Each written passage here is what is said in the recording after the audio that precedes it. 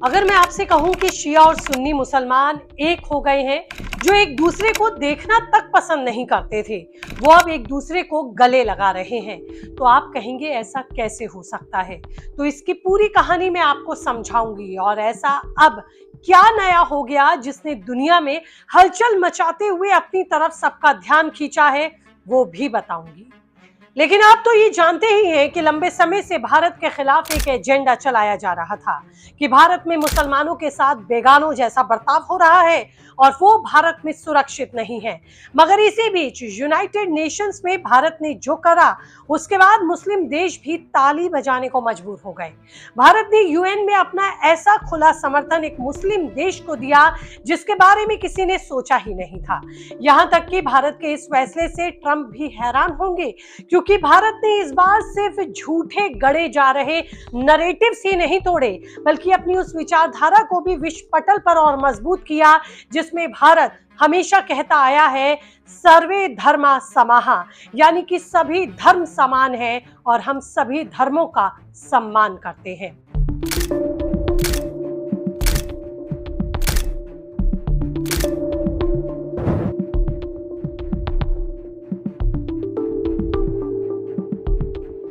दरअसल मामला था यूनाइटेड नेशंस में फिलिस्तीन के समर्थन में वोट डालने का। भारत तो इजराइल के साथ खड़ा रहता है, इजराइल का साझेदार है और तो और इजराइल को भी भारत का ऑल वेदर फ्रेंड कहा जाता है। ऐसे में जब भारत ने भरी सभा में फिलिस्तीन के पक्ष में हाथ उठाया, फिलिस्तीन को अपना वोट दे दिया, तो पूरी दुनिया हैरान रह गई। लेकिन अब कुछ लोगों के जहन में सवाल यही है कि भारत ने ऐसा क्यों किया? क्या भारत ने इजराइल को धोखा दे दिया? क्या है भारत का नया प्लान? क्यों मुस्लिम देश भारत के लिए ताली बजा रहे हैं? भारत ने इजराइल के खिलाफ जाकर ऐसा कदम क्यों उठाया? सब कुछ बताती हूँ आपको। बने रहिएगा अंत तक मेरे साथ इस रिपोर्ट में, और अच्छी लगे तो चैनल को सब्सक्राइब करना आप भूलेंगे नहीं। नमस्ते, आपके साथ मैं हूँ ज्योति विनय कपूर। तो दोस्तों चलिए सबसे पहले इस पूरे मामले को शुरुआत से समझते हैं। हाल ही में संयुक्त राष्ट्र महासभा में एक बड़ा रेजोल्यूशन पास हुआ जो फिलिस्तीन के लिए सवालों को उठाता है और शांतिपूर्ण तरीके से सुलझाने की बात करता है, और तो और 2 स्टेट सॉल्यूशंस को लागू करने पर फोकस करता है। इसमें गाजा में युद्ध को तुरंत खत्म करने की भी बात थी। रिपोर्ट के मुताबिक इस पर कुल 142 देशों ने इसके पक्ष में वोट दिया, जिसमें भारत भी शामिल हुआ। बात हफ्ते भर पुरानी है, मगर जिस तरीके से भारत के इस कदम के बाद मुस्लिम देश खड़े हो गए हैं और इस वोट की हर तरफ चर्चा हो रही है, इसलिए ये समझना जरूरी है कि भारत ने ऐसा क्यों किया। आपको बता दूं कि जहां समर्थन में भारत ने वोट डाला, वहीं सिर्फ 10 देशों ने विरोध भी किया, जैसे अमेरिका, इजराइल, अर्जेंटीना, हंगरी और कुछ छोटे द्वीपीय देश हैं। मगर जब भारत फिलिस्तीन की तरफ झुका तो दुनिया हैरान रह गई। लेकिन दोस्तों, ये वोट भारत के लिए एक बड़ा कदम था, क्योंकि पिछले कुछ सालों में गाजा से जुड़े कुछ रेजोल्यूशंस पर भारत ने अब्सटेन किया था, लेकिन इस बार भारत ने साफ तौर पर फिलिस्तीन के पक्ष में स्टैंड लेते हुए अपना वोट फिलिस्तीन को दे दिया, वो भी हमास की निंदा करते हुए। स्ट्रेटेजिकली भारत के स्थायी प्रतिनिधि ने कहा कि गाजा में युद्ध को तुरंत रोकना जरूरी है और हम हमेशा से ही 2 स्टेट सॉल्यूशंस के समर्थक रहे हैं और साथ ही हमास की निंदा करते हैं। अब सवाल यह है कि भारत ने फिलिस्तीन को समर्थन क्यों दिया? देखिए, भारत ने इस वोट से साफ संदेश दिया कि वो इजराइल का पार्टनर है, लेकिन फिलिस्तीनियों के हक के लिए भी वो खड़ा है। रेजोल्यूशन में हमास को गाजा में हथियार छोड़कर फिलिस्तीन अथॉरिटी को सौंपने को कहा और इजराइल से सेटलमेंट एक्टिविटी रोकने को कहा। भारत ने हमेशा हमास के हमलों की कड़ी निंदा की है, चाहे भारत की तरफ से फिलिस्तीन को स्कॉलरशिप देने की बात हो, हेल्थ केयर सपोर्ट हो या फिर एजुकेशन प्रोग्राम चलाने हो। यही वजह है कि आज मुस्लिम देश भारत की इस पहल की खुलकर सराहना कर रहे हैं। भारत ने जब वैश्विक मंच पर फिलिस्तीन का समर्थन किया तो दुनिया ने साफ देखा कि भारत सिर्फ एक शक्ति नहीं, बल्कि शांति और इंसानियत का संदेश वाहक भी है। इस कदम के बाद मुस्लिम देशों ने भारत की न्यायप्रिय सोच और संतुलित कूटनीति की भी प्रशंसा करते हुए भारत को शांति दूत तक कह दिया। सऊदी अरब के फॉरेन मिनिस्टर ने कहा कि भारत का स्टैंड शांति के लिए कमिटेड दिखता है।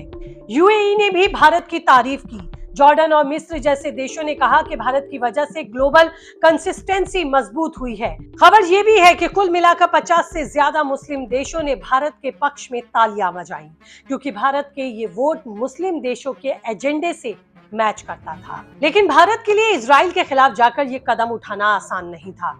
लेकिन अब तक जो देश भारत के खिलाफ खड़े थे वो भी अब भारत की तरफ झुकते दिख रहे हैं। इसके अंदर की कहानी को समझिए।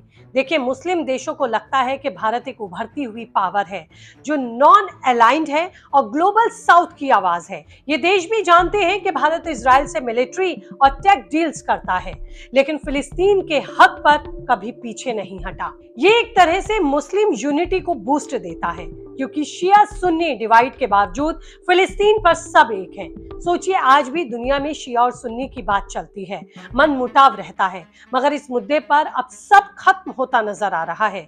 मतलब मुस्लिम कम्युनिटी एक दिखाई दे रही है। मुस्लिम कम्युनिटी का तो समझ में आता है, लेकिन यहां समझिए भारत का स्टैंड। इसका फायदा उसको होगा या नुकसान होगा, यानी कि हमें भारत को इसका नुकसान होगा या फायदा, इसका आकलन करके इसे समझना जरूरी है। अगर मैं नुकसान की बात करूं तो इजराइल थोड़ा हमसे नाराज होगा, क्योंकि वो हमारा बड़ा डिफेंस पार्टनर है। लेकिन भारत ने यहां बैलेंस किया, हमास की निंदा की और फिलिस्तीन का समर्थन किया। हो सकता है भारत का ये कदम अमेरिका को भी रास ना आए, लेकिन भारत पहले भी यूएस के खिलाफ वोट कर चुका है। लेकिन जैसे कि कहते ही हैं कि जियोपॉलिटिक्स में सब सौदे फायदे और नुकसान को देखकर ही होते हैं। मुस्लिम देशों का समर्थन भी भारत के लिए बहुत जरूरी है। अगर गल्फ कंट्रीज में भारत का दबदबा और बढ़ता है तो भारत को इसका फायदा होगा। एक जानकारी के मुताबिक भारत के ऑयल इंपोर्ट्स का 80% हिस्सा गल्फ से ही आता है। ट्रेड 200 बिलियन डॉलर तक का है। इसलिए एक्सपर्ट्स मान रहे हैं कि ये वोट भारत को ओआईसी में एक्सेप्टेंस दिलाते हुए एक्सेस देगा। वैश्विक स्तर पर भारत की इमेज एक बैलेंस्ड पावर की बन रही है, जो सबको साथ लेकर चलता है। ऊपर से यूएनएससी में परमानेंट सीट के लिए मुस्लिम वोट्स भी हमारे लिए जरूरी है।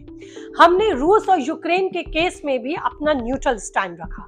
मतलब भारत ने कोई कच्ची गोली नहीं खेली।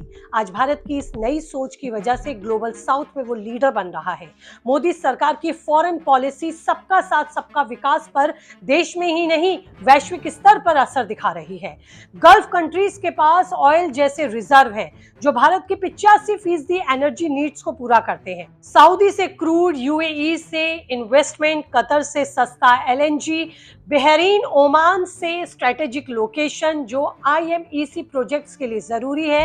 इस एक वोट की वजह से मुस्लिम देश भारत के लिए अपना नजरिया बदल रहे हैं। इसका फायदा निश्चित ही भविष्य में और वैश्विक स्तर पर भारत को मिलेगा। भारत ग्लोबल लीडरशिप का बादशाह बनना चाहता है और इस दिशा में ये अहम कदम होगा। आज के दौर में शिया और सुन्नी सब एकजुट मुस्लिम की तरह से रिएक्ट कर रहे हैं। इसलिए भारत ने भी कूटनीतिक तरीके से इस बार फिलिस्तीन के पक्ष में वोट करके खेल कर दिया। भारत को भी पता है कि इससे उसे नुकसान नहीं होगा, बल्कि ओवरऑल भारत की इमेज एक पीस मेकर की बनेगी। दोस्तों, ये वोट न सिर्फ फिलिस्तीन के लिए बल्कि ग्लोबल पीस के लिए भी एक स्ट्रॉन्ग स्टेप है। भारत ने फिलिस्तीन का साथ दिया, क्या ये ठीक है या नहीं? आपकी इस पर क्या प्रतिक्रिया है? आपकी इस पर क्या राय है? कीजिए मुझे कमेंट, रहेगा इंतजार। और ज्यादा अपडेट्स के साथ नई रिपोर्ट लेकर जल्द होंगी आपसे रूबरू। तब तक रखिए अपना ख्याल, दीजिए इजाजत। नमस्कार।